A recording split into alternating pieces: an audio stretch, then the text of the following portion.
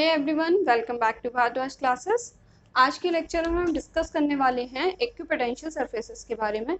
बहुत ही important topic है और बोर्ड एग्जाम की अगर हम बात करें तो डेफिनेटली एक क्वेश्चन आपको इससे मिलने वाला है। या तो आपको इक्विपोटेंशियल सरफेस की प्रॉपर्टी से कोई क्वेश्चन मिलता है जिसमें कि आपको रीजन पूछा जाता है, या फिर आपको क्वेश्चन मिलता है इक्विपोटेंशियल सरफेसेस ड्रॉ करने के लिए। तो बहुत ही इंपॉर्टेंट टॉपिक है, लास्ट तक वीडियो को देखना और अच्छे से समझना। ठीक है, चलो बात करते हैं इक्विपोटेंशियल सरफेसेस की। तो नाम से ही समझ में आ रहा है इक्वी मतलब इक्वल और पोटेंशियल मतलब पोटेंशियल। तो ऐसी सरफेसेस या ऐसी सरफेस जिसके हर पॉइंट पर जो पोटेंशियल है, जो इलेक्ट्रिक पोटेंशियल है वो सेम है, इक्वल है, उसे हम इक्विपोटेंशियल सरफेस कहते हैं। ठीक है, तो डेफिनेशन क्या हुई? A surface which is having equal electric potential at every point of it is known as equipotential surface। ठीक है, तो पहले डेफिनेशन देख लेते हैं। A surface having equal electric potential at every point of it is known as equipotential surface। ठीक है, एक ऐसी सरफेस जिसके हर पॉइंट पर जो इलेक्ट्रिक पोटेंशियल है, जो पोटेंशियल है वो सेम रहता है, उसे हम इक्विपोटेंशियल सरफेस कहते हैं। ठीक है, जैसे देखते हैं पॉइंट चार्ज के लिए। सपोज है कि ये पॉजिटिव पॉइंट चार्ज है, ठीक, प्लस क्यू।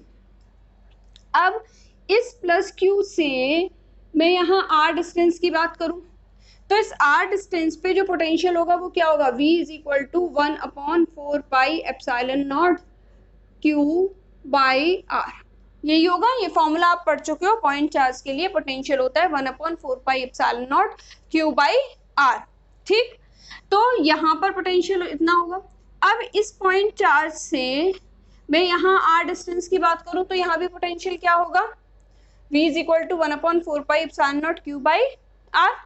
ठीक है, मीन्स अगर इस पॉइंट चार्ज जो जहां प्लेस है इसको सेंटर मान के और आर रेडियस का एक स्फीयर बना दिया जाए, ये पॉइंट चार्ज है, इसके अराउंड आर रेडियस का एक स्फीयर बना दिया, एक स्फेरिकल सरफेस बना दिया, ऐसे समझो 3D में।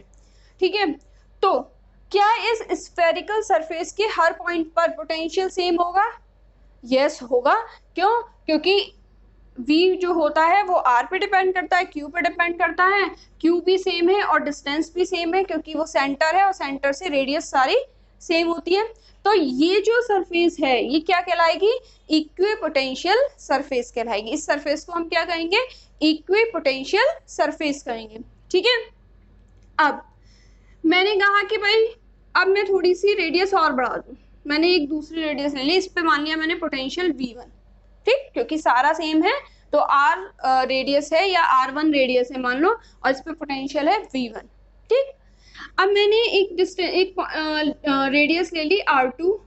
अब मैंने इस पे चार्ज को सेंटर मान के R2 रेडियस का एक स्फीयर बना दिया। ठीक है, तो यहाँ पर मान लो पोटेंशियल होता है V2 और V2 क्या होगा? 1/4 pi epsilon naught Q by R2।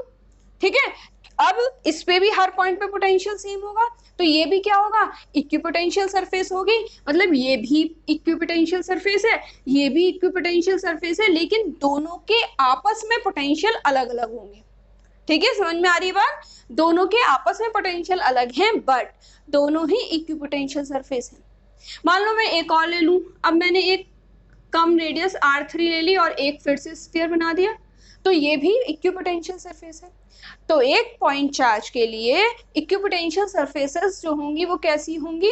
Concentric spheres की फॉर्म में होंगी जिनका सेंटर वो पॉइंट चार्ज है।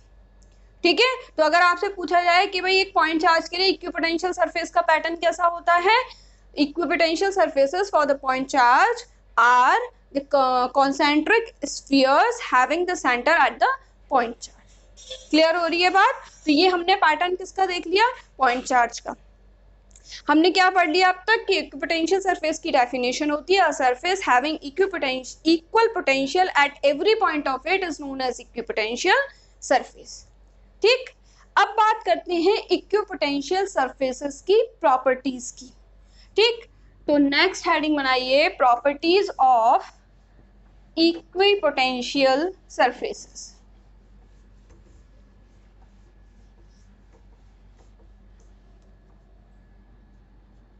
Properties of equipotential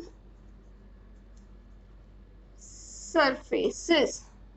equipotential surfaces की प्रॉपर्टीज की बात करते हैं। यहाँ पर फर्स्ट प्रॉपर्टी है no work has to be done to move a charge from one point to another on equipotential surface। ठीक है, फर्स्ट प्रॉपर्टी क्या कहती है, no work has to be done to move a charge from one point to another point on equipotential surface। Equipotential surface पर, suppose ये एक equipotential surface है, एक चार्ज को एक पॉइंट से दूसरे पॉइंट तक ले जाने में आपको कोई भी वर्क नहीं करना पड़ेगा। रीजन समझते हैं, रीजन क्या होगा, सपोज ये पॉइंट है ए, ये पॉइंट है बी।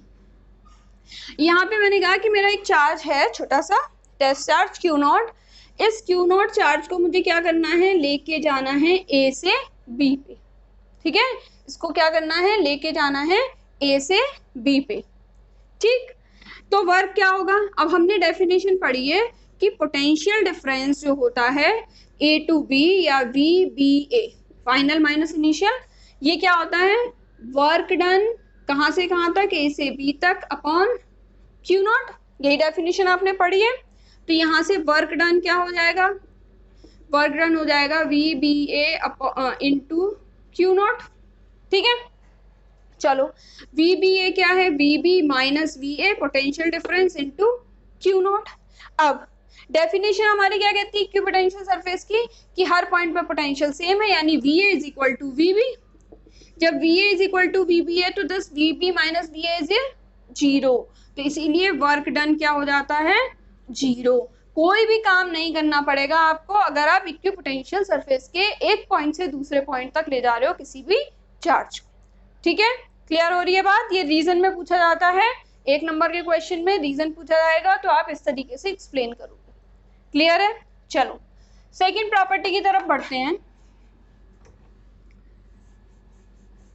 सेकंड प्रॉपर्टी है इलेक्ट्रिक फील्ड इज, ये इलेक्ट्रिक फील्ड लाइन या electric field is always perpendicular to the equipotential surface.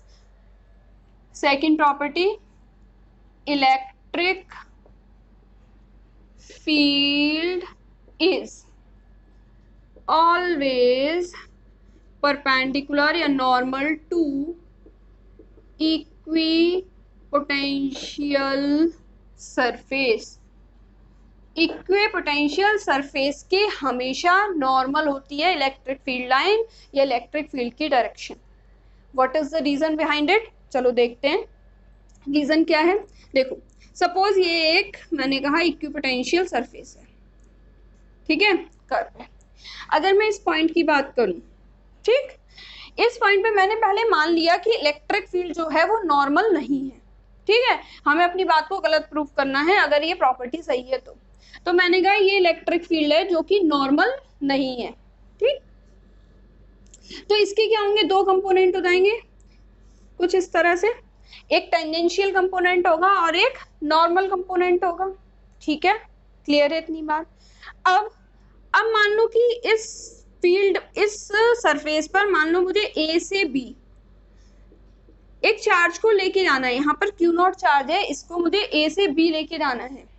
जब मुझे ए से बी लेके जाना है तो because of this tangential component of electric field एक फोर्स लगेगा, ठीक है, क्योंकि हमें पता है हमेशा इलेक्ट्रिक फील्ड में अगर चार्ज है तो उस पर एक फोर्स लगता है, इलेक्ट्रोस्टैटिक फोर्स लगता है। अब अगर ये फोर्स लगेगा तो जब आपको ए से बी लेके जाना है तो आपको क्या करना पड़ेगा, अपोजिट में फोर्स लगाना पड़ेगा, और फोर्स होगा और डिस्प्लेसमेंट होगा तो वर्क करना पड़ेगा। मीन्स आपको ए से बी ले जाने में कुछ ना कुछ वर्क करना पड़ेगा, जबकि अभी हम फर्स्ट प्रॉपर्टी में पढ़ रखे हैं कि कोई भी वर्क नहीं करना पड़ता। कोई वर्क कब नहीं करना पड़ेगा, जब ये जो टेंजेंशियल कंपोनेंट है ये जीरो हो जाए। समझ में आ रही है बात? जब ये टेंजेंशियल कंपोनेंट नहीं होगा या जीरो हो जाएगा तभी हमें ए से बी तक ले जाने में कोई वर्क नहीं करना पड़ेगा, ठीक। इसीलिए इलेक्ट्रिक फील्ड जो होती है वो सिर्फ नॉर्मल होती है और किसी डायरेक्शन में नहीं हो सकती, हमेशा इक्विपोटेंशियल सरफेस के नॉर्मल होती है, जिससे कि उसका टेंजेंशियल कोई कंपोनेंट नहीं होता और कोई वर्क नहीं करना पड़ता, ठीक है। तो इसका रीजन क्या है कि if it is not normal then we have to do some work from to move a charge from one point to another point on equipotential surface which is not possible, या जो कि नहीं होता, हमेशा zero work होता है, कोई work नहीं करना पड़ता, ठीक है। इसीलिए इलेक्ट्रिक फील्ड हमेशा कैसी होती है, नॉर्मल होती है, ठीक। चलिए थर्ड प्रॉपर्टी की तरफ बढ़ते हैं।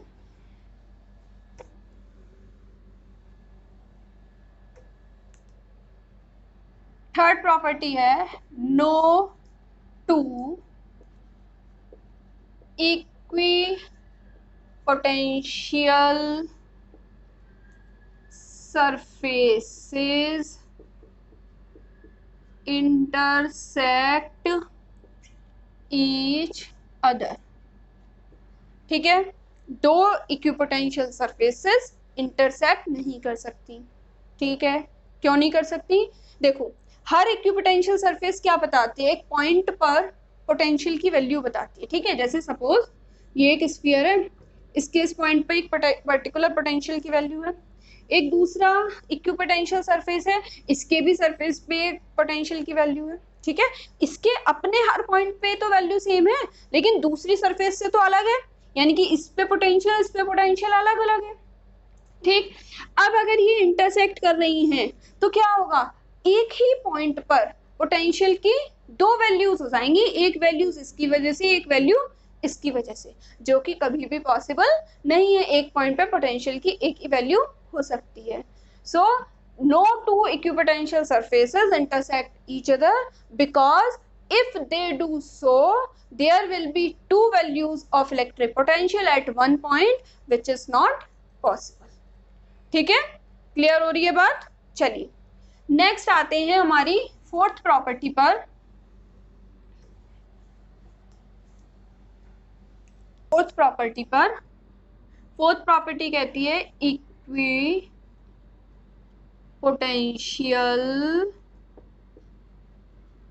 surfaces are closer in the region of strong electric field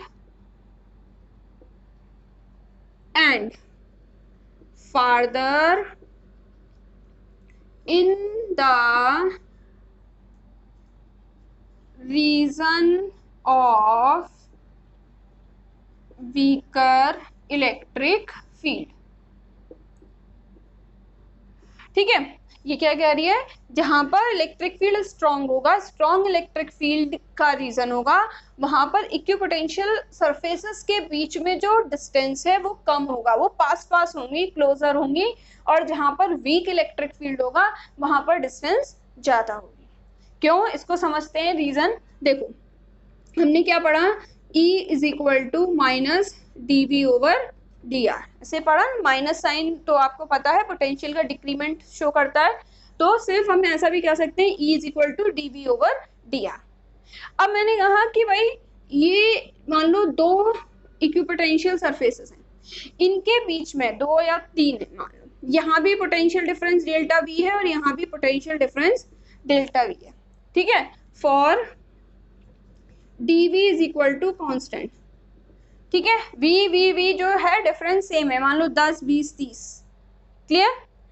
तो dv कांस्टेंट है तो उस कंडीशन में E जो है वो इनवर्सली प्रोपोर्शनल होता है dr के, या आप ऐसे कह दो E is inversely proportional to delta r, ठीक है। अगर E स्ट्रॉन्ग है तो डेल्टा r कम होगा, यानी उनके बीच की स्पेसिंग कम होगी, और E अगर वीक है तो डेल्टा r ज्यादा होगा, यानी उनके बीच की स्पेसिंग ज्यादा होगी।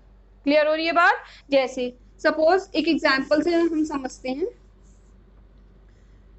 मान लो इस तरीके से इलेक्ट्रिक फील्ड बढ़ रहा है, ठीक है। नॉन यूनिफॉर्म इलेक्ट्रिक फील्ड की बात कर रहे हैं, यहाँ पर इलेक्ट्रिक फील्ड बढ़ रहा है, ठीक है, इलेक्ट्रिक फील्ड इंक्रीज हो रहा है। जब इलेक्ट्रिक फील्ड ज्यादा होगा तो डेल्टा आर क्या होगा, कम, स्पेसिंग कम होगी, ठीक। यहाँ पर स्पेसिंग क्या होगी, कम होगी, और यहाँ पर स्पेसिंग जैसे जैसे इधर आता जाएगा क्या होती जाएगी, बढ़ती जाएगी, लेकिन इनके बीच का पोटेंशियल डिफरेंस सेम है। मान लो यहाँ पर है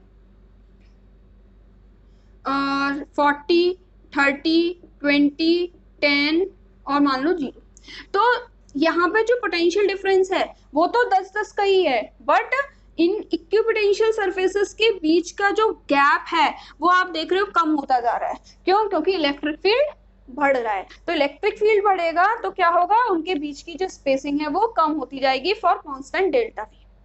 क्लियर हो रही है बात। तो यहाँ तक बात हुई प्रॉपर्टीज की। 4 प्रॉपर्टीज हमने पढ़ी। फर्स्ट प्रॉपर्टी कहती है no work has to be done to move a charge from one point to another point on equipotential surface. एक पॉइंट से दूसरे पॉइंट तक ले जाने के लिए हमें कोई वर्क नहीं करना पड़ेगा, कब, इक्विपोटेंशियल सरफेस पर। दूसरी प्रॉपर्टी कहती है electric field is always perpendicular to the equipotential surface.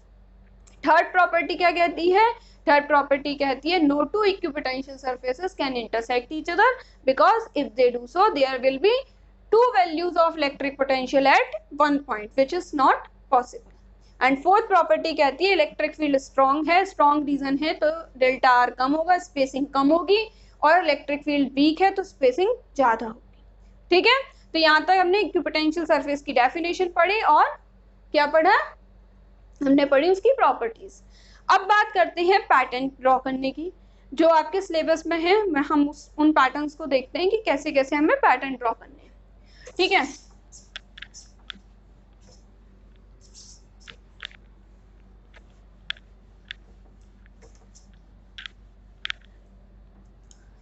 तो क्वेश्चन है ड्रॉ इक्विपोटेंशियल surfaces for, ठीक है, फर्स्ट पॉइंट चार्ज, पॉजिटिव के लिए भी बनाएंगे और नेगेटिव के लिए भी बनाएंगे। तो यहाँ पर मेरा एक ये प्लस क्यू पॉइंट चार्ज है। अभी मैंने समझाया कि इसके लिए इक्विपोटेंशियल सरफेसेस कैसे बनती हैं, कॉन्सेंट्रिक स्फीयर्स, ठीक है। अब कई बार क्वेश्चन आता है जब वो इलेक्ट्रिक फील्ड लाइंस और इक्विपोटेंशियल सरफेस दोनों पूछता है, तो अब इसी में इलेक्ट्रिक फील्ड लाइंस हम कैसे बनाएंगे वो देखो इलेक्ट्रिक फील्ड लाइन हमेशा कैसे होती है, नॉर्मल होती है। तो क्या होगा, यहाँ पर नॉर्मल होगी, यहाँ नॉर्मल होगी, यहाँ नॉर्मल होगी, इस तरीके से। तो ये क्या हो जाएंगी, इलेक्ट्रिक फील्ड लाइन। ये मैंने ब्लू से बनाई है इलेक्ट्रिक फील्ड लाइंस और ब्लैक से बनाई है इक्विपोटेंशियल सरफेस, ठीक है। ये एरो बाहर की तरफ क्या इंडिकेट कर रहे हैं कि पॉजिटिव चार्ज के लिए इलेक्ट्रिक फील्ड आउटवर्ड डायरेक्शन में होती है, ठीक है। अब मैं नेगेटिव पॉइंट चार्ज के लिए बनाऊं माइनस क्यू के लिए, तो इक्विपोटेंशियल सरफेस कैसी बनेगी, वो तो अभी भी कॉन्सेंट्रिक स्फीयर्स ही होंगे, ठीक है, कॉन्सेंट्रिक स्फीयर्स, ठीक।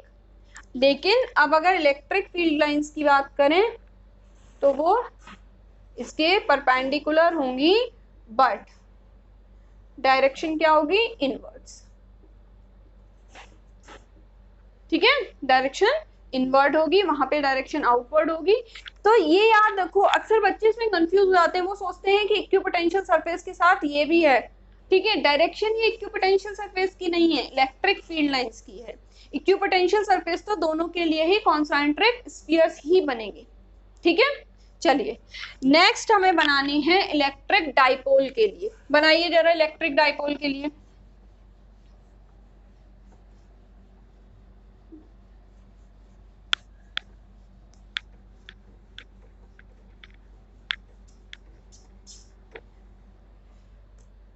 सेकेंड कंडीशन है इलेक्ट्रिक डाइपोल,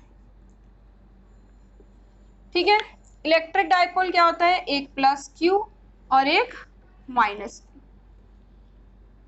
ठीक, क्लियर है।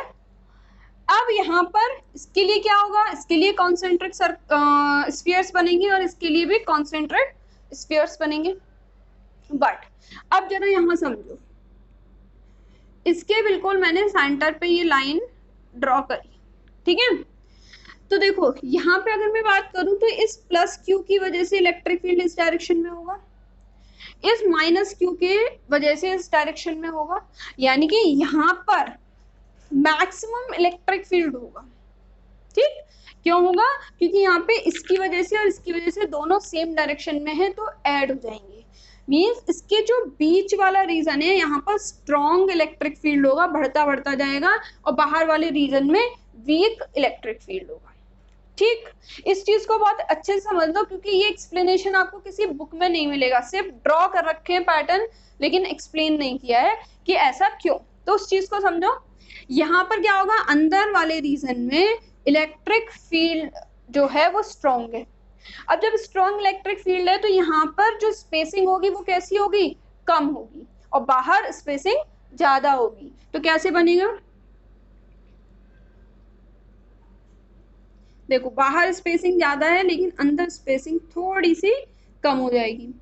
बाहर स्पेसिंग ज्यादा है, अंदर स्पेसिंग कम होगी। बाहर स्पेसिंग ज्यादा है, अंदर स्पेसिंग कम होती चली जाएगी, ठीक है। इस तरीके से सेम यहां बनाते हैं माइनस क्यू के लिए।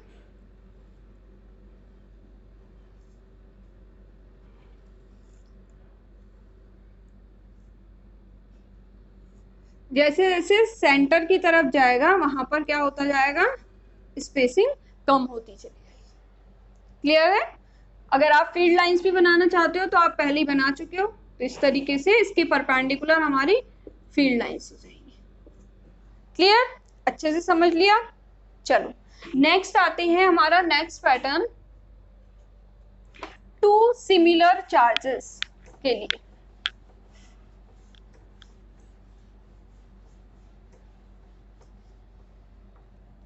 थर्ड वन इज टू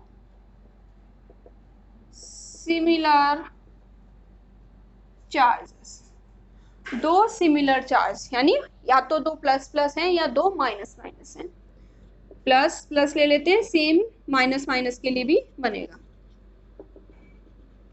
ठीक है। अच्छा अब जरा यहाँ समझो, यहाँ कैसे बनेगा, बनेंगे तो कॉन्सेंट्रिक स्फीयर्स या कॉन्सेंट्रिक सर्कल्स, जब हम पिक्चर में बना रहे हैं, 2D बना रहे हैं तो। बट अब अगेन स्पेसिंग की प्रॉब्लम आती है, ठीक। तो यहाँ पर देखो बीच में इसकी वजह से प्लस क्यू, इस डायरेक्शन में इसकी वजह से इस डायरेक्शन में, तो सेंटर पे क्या होगा, दोनों अपोज करेंगे, और दोनों अपोज करेंगे तो यहाँ बीच में इलेक्ट्रिक फील्ड कैसा हो जाएगा, जीरो हो जाएगा। जीरो हो जाएगा तो इस पूरी लाइन को हम बोलते हैं न्यूट्रल लाइन या न्यूट्रल पॉइंट्स, क्योंकि यहाँ पे इलेक्ट्रिक फील्ड जीरो हो जाता है। अब यहाँ जीरो हो रहा है, यहाँ से डिक्रीज हो रहा है, यहाँ से भी डिक्रीज हो रहा है, इसका मतलब बीच वाले रीजन में इलेक्ट्रिक फील्ड डिक्रीज हो रहा है, बाहर वाले रीजन में इलेक्ट्रिक फील्ड स्ट्रॉन्ग है और अंदर वीक होता चला जा रहा है। जब वीक होता चला जाएगा तो स्पेसिंग बढ़ती चली जाएगी, ठीक है।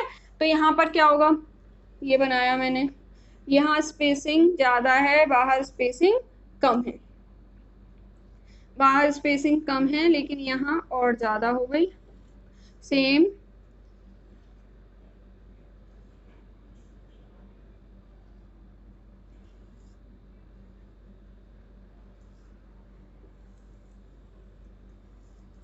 इस तरीके से यहाँ पर आपकी इक्विपोटेंशियल सरफेसेस बनेंगी, किसके लिए? टू पॉजिटिव चार्जेस के लिए। टू नेगेटिव चार्जेस के लिए भी आप बनाओगे, सेम बनेगा, कोई डिफरेंस नहीं है, लेकिन बस जब आप फील्ड लाइंस बनाते हो तो उनमें डायरेक्शन का डिफरेंस है। जैसे पॉजिटिव के लिए जब आप फील्ड लाइन बनाओगे तो इस तरीके से आउटवर्ड होंगी, लेकिन जब आप नेगेटिव के लिए बनाओगे तो ये डायरेक्शन इनवर्ड हो जाएगी।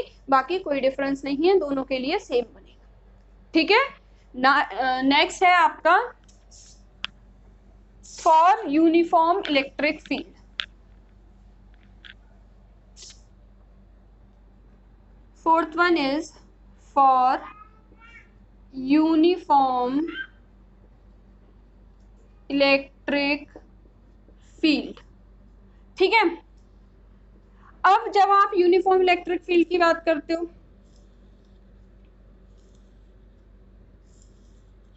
यूनिफॉर्म इलेक्ट्रिक फील्ड की हम बात करते हैं, ठीक है, तो क्या होगा? इसके इक्विपोटेंशियल सरफेस हमेशा कैसे होगी? इसके परपेंडिकुलर होगी। तो इसके परपेंडिकुलर जो प्लेन होगा, जो डायरेक्शन होगी, उसमें हमेशा पोटेंशियल कैसा रहेगा? सेम रहेगा। आप याद करो लास्ट लेक्चर, ठीक है, बहुत इंपॉर्टेंट लेक्चर था। अगर आपने नहीं देखा है तो उसको प्लीज जरूर देखना, लिंक डिस्क्रिप्शन बॉक्स में मिलेगा।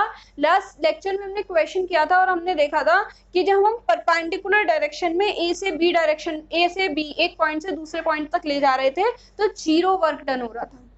ठीक है, क्यों? क्योंकि ई डेल्टा आर cos 90 और cos 90 हो गया 0। मींस अगर हम यहाँ परपेंडिकुलर डायरेक्शन में एक पॉइंट से दूसरे पॉइंट पर चार्ज को ले जाए तो कोई वर्क नहीं करना पड़ेगा। और ऐसा कब होता है? इक्विपोटेंशियल सरफेस पे। तो हमेशा इसके परपेंडिकुलर प्लेन, ऐसे समझो ये डायरेक्शन है अगर इलेक्ट्रिक फील्ड की, तो ये मेरा हाथ, ये जो मेरे हाथ का प्लेन है, ये क्या होगा? Equipotential surface. तो हम इसको कुछ इस तरीके से ड्रॉ करेंगे। ठीक है, ये इक्विपोटेंशियल सरफेसेस हैं, बट इलेक्ट्रिक फील्ड की डायरेक्शन में पोटेंशियल कम होता है, तो इसका पोटेंशियल थोड़ा ज्यादा होगा, इसका कम होगा, इसका और कम होगा, लेकिन इस पूरी सरफेस पे पोटेंशियल सेम होगा। तो ये क्या हो गई? Equipotential surface.